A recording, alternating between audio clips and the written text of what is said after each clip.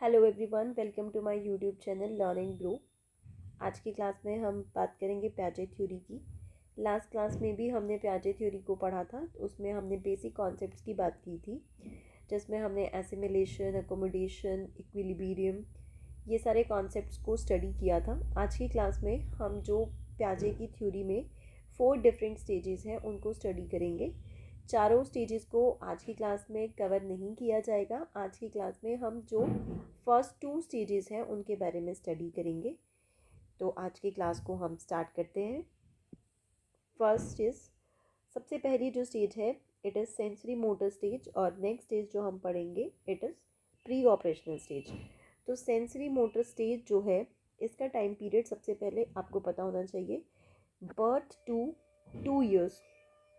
इसमें ज़ीरो का मतलब यहाँ पर बर्थ है, और ज़ीरो का मतलब यहाँ पर बर्थ से है, बर्थ टू 2 ईयर्स।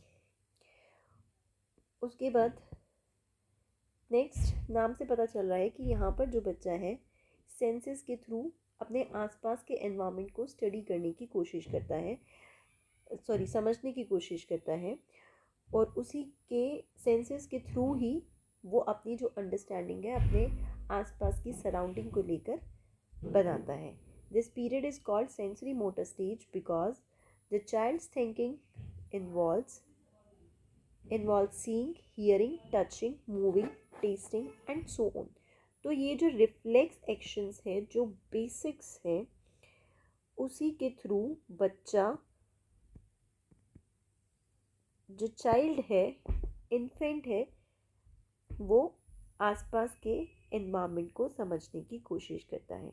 एक मेजर अकम्पलिशमेंट इस स्टेज की है object permanence. Object permanence means कि जो ऑब्जेक्ट्स हैं वो एग्जिस्ट करते हैं एनवायरनमेंट में, चाहे वो हमारी आंखों के सामने ना हो। ये कॉन्सेप्ट बच्चे का शुरू से ही क्लियर नहीं होता है। पहले ये होता है out of sight out of mind, out of sight out of mind, की जो चीज़ आंखों के सामने नहीं है तो फिर वो माइंड से भी बाहर हो जाती है। लेकिन by the time child completes this stage, major accomplishment is object permanence. तो वो ये चीज़ समझ जाते हैं कि अगर कोई चीज़ उनके सामने छुपा भी दी जाएगी तो बच्चे उस चीज़ के लिए ज़िद भी करते हैं। जैसे कोई टॉय हो गया, अगर वो छुपा दिया तो बच्चे समझते हैं कि वो अभी भी एनवायरनमेंट में एग्जिस्ट करता है, और बच्चे उसके लिए रोते भी हैं। Child begins to imitate others, imitate करना शुरू कर देते हैं बच्चे, इमिटेशन करते हैं। रिमेंबर इवेंट्स, तो ये जो ऑब्जेक्ट परमानेंस जिसके बारे में हमने बात की, इससे ये एक शुरुआत होती है। It is the beginning of important ability to construct a mental representation. ये मेंटल रिप्रेजेंटेशन की एक बिगिनिंग होती है।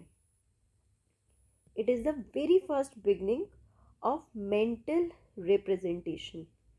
इसका मतलब ये नहीं है कि इसी स्टेज पर मेंटल रिप्रेजेंटेशन जो है वो बच्चा एक्वायर कर लेता है, ऐसा बिल्कुल भी नहीं है। आने वाली स्टेजेस में उसके बारे में डिटेल में स्टडी की जाएगी। बेसिकली इसमें प्री ऑपरेशनल स्टेज में आएगा ये, लेकिन अभी के लिए जो ऑब्जेक्ट परमानेंस है उसमें ये बात की जा रही है कि बच्चा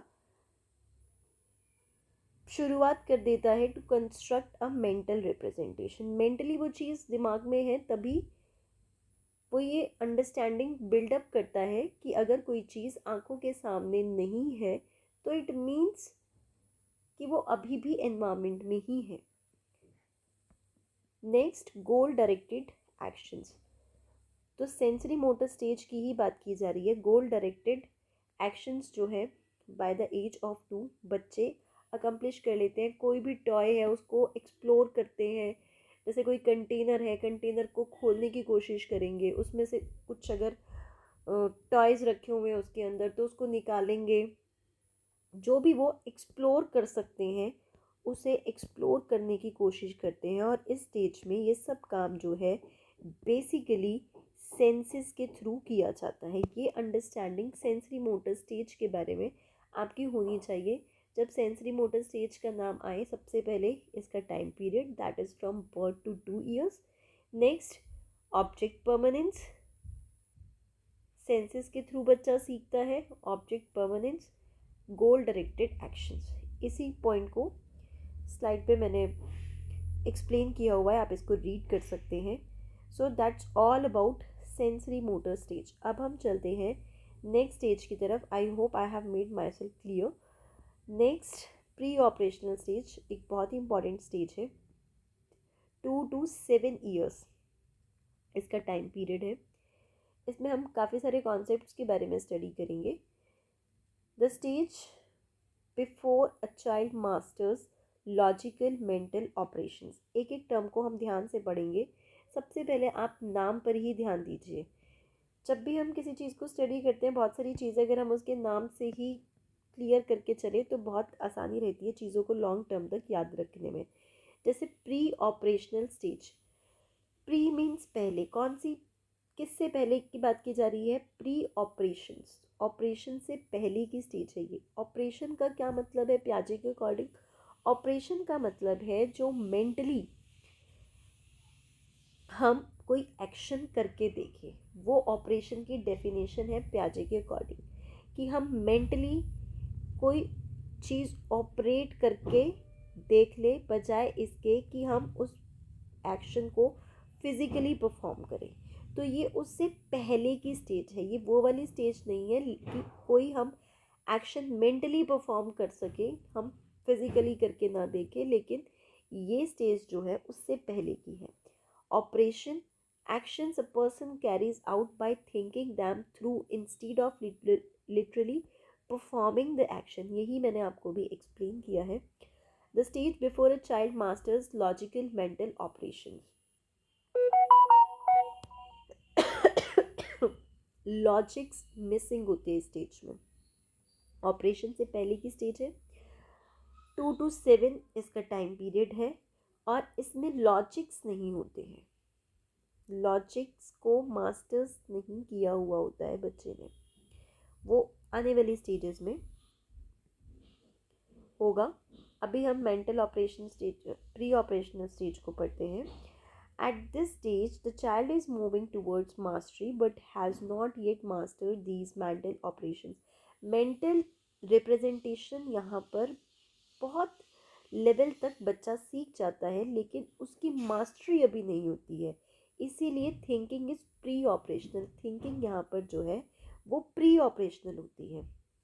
नेक्स्ट इज सिमियोटिक फंक्शन. इसकी मेजर अकम्पलिशमेंट होती है स्टेज की लैंग्वेज का डेवलपमेंट. लैंग्वेज बच्चे की डेवलप हो जाती है 2 to 7 years. लैंग्वेज जो है वो खुद एक मेंटल रिप्रेजेंटेशन है. पिक्चर, साइंस, जेस्चर्स, ये सब एक्शंस को रिप्रेजेंट करने के लिए और ऑब्जेक्ट्स को मेंटली रिप्रेजेंट करने के लिए यूज़ किया जाता है और इन्हीं को सिमियोटिक फंक्शन कहा जाता है. तो कभी सिमियोटिक फंक्शन का नाम लेके is a feature of which stage of Piaget's theory? So obviously the answer will be pre-operational stage. Major accomplishment of this stage is mental representation of actions and objects. और language development इसका major accomplishment है. ये मैं आपको बार बार stress देकर बोल रही हूँ ताकि जब भी आप जिस भी स्टेज के बारे में पढ़े तो उसके बारे में सिर्फ आपको 4 और 5 पॉइंट से याद रखने हैं. कोई बहुत डिटेल में हमें चीज़ों को नहीं याद रखना है. अगर हम एक बार अच्छे से स्टडी कर लें तो प्री ऑपरेशनल स्टेज जब आए, mental representation, language development, time period, ये सारी बातें आपको याद रहेंगी तो आप चीज़ों को लॉन्ग टाइम तक रिकॉल कर सकते हैं. इसमें वोकैबलरी के बारे में दिया हुआ है. कई बार पेपर में इस तरीके से भी क्वेश्चन आ जाते हैं. Between the ages of 2 and 4 most children enlarge their vocabulary from 200 words to 2000 words. तो इसमें लैंग्वेज जो है वो एक मेजर रोल प्ले करती है. इसमें कंजर्वेशन का एक बहुत फेमस एक्सपेरिमेंट है प्याजे का. कंजर्वेशन से वही मतलब कि द अमाउंट और number of something remain same even if the arrangement और appearance is change as long as nothing is added and nothing is taken away. कि अगर हमने कुछ ऐड नहीं किया है, कुछ हमने उसमें से घटाया नहीं है, कुछ ऐड नहीं किया है, तो अमाउंट और नंबर किसी भी चीज़ का सेम ही रहता है, चाहे हम उसकी अरेंजमेंट चेंज कर दें, चाहे हम उसकी अपीयरेंस चेंज कर दें। लेकिन जो बच्चे होते हैं इस स्टेज में, उनको इस प्रिंसिपल से डील करने में प्रॉब्लम होती है, क्योंकि वो लॉजिकली नहीं सोच पा रहे हैं। बच्चों की जो थिंकिंग है अभी लॉजिकल नहीं होती है, थिंकिंग इज़ प्री ऑपरेशनल। ये हमने अभी जस्ट स्टडी किया है। ये कंजर्वेशन टास्क था प्याजे का, बहुत ही फेमस है।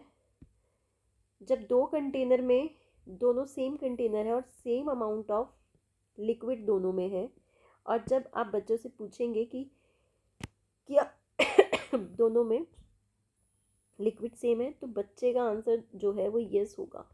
बच्चा इजीली देखकर बता देगा कि हाँ दोनों में सेम है लिक्विड। लेकिन जैसे ही ट्रांसफ़र किया जाएगा इस कंटेनर से इस कंटेनर में, और अब बच्चे से पूछा जाए सेकेंड इमेज में कि ए में लिक्विड ज़्यादा है या सी में है, तो जब ये एक्सपेरिमेंट कंडक्ट किया प्याजे ने, तो जो बच्चे का आंसर था वो था सी। कि बच्चा ये नहीं इसमें समझ पा रहा है कि एक कंटेनर जो है उसकी हाइट ज़्यादा है और दूसरे की हाइट कम है, लेकिन एक नैरो है और एक ब्रॉड है।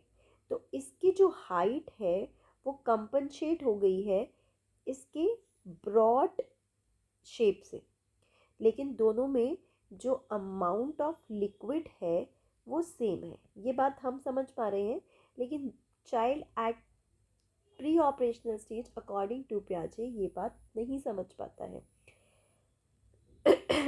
इसके अलावा रिवर्सिबल थिंकिंग भी बच्चा नहीं कर पाएगा। रिवर्सिबल की रिवर्स करना, वो ये भी नहीं सोच पाएगा कि भाई पहले तो दोनों में लिक्विड सेम ही था, तभी तो हम ट्रांसफ़र कर रहे हैं, ना इसमें कुछ ऐड किया गया है ना इसमें से कुछ घटाया गया है। तो अगर हम इसको किसी और कंटेनर में भी डाल रहे हैं तो अमाउंट सेम रहनी चाहिए लिक्विड की। But the child is not able to think reversible, reversible thinking उसकी नहीं होती है। Centration, focusing only on the one aspect, सिर्फ एक आस्पेक्ट पर ही फोकस कर पाना, ये सब प्री ऑपरेशनल स्टेज का ही है। रिवर्सिबल थिंकिंग अभी मैंने आपको एक्सप्लेन किया। Centration, focusing only one aspect at a time, aspect, एक second, focusing only on one aspect at a time while ignoring the others. Decentration, focusing on more than one aspect at a time, तो child is not able to decentering his thinking, child is not able to, ये बात आपको याद रखनी है। तभी तो बच्चा जो है वो हाइट के बारे में ही ध्यान दे रहा है, वो ये नहीं समझ पा रहा कि यहाँ पर दूसरे वेसल में, कंटेनर में उसकी जो ब्रॉडनेस है वो ज़्यादा है। Egocentric, assuming that others experience the world the same way you do, तो इगोसेंट्रिक भी एक फीचर होती है चाइल्ड्स थिंकिंग की अकॉर्डिंग टू प्याजे इन दिस स्टेज। तो आज हमने डिटेल में स्टडी किया pre operational stage and sensory motor stage. जब भी हम स्टडी करें तो इसी तरीके से अगर आप स्टडी करके चलेंगे तो चीज़ें आपको लॉन्ग टर्म में रिकॉल आप इजीली कर पाएंगे कि अगर सेंसरी मोटर स्टेज की बात कर रहे हैं तो कौन से कीवर्ड्स हैं, और प्री ऑपरेशनल स्टेज की बात कर रहे हैं तो कौन से कीवर्ड्स हमें याद रखने हैं। I hope this information and video will be helpful to you all, and if you like it, please subscribe to my channel. Thank you so much for watching.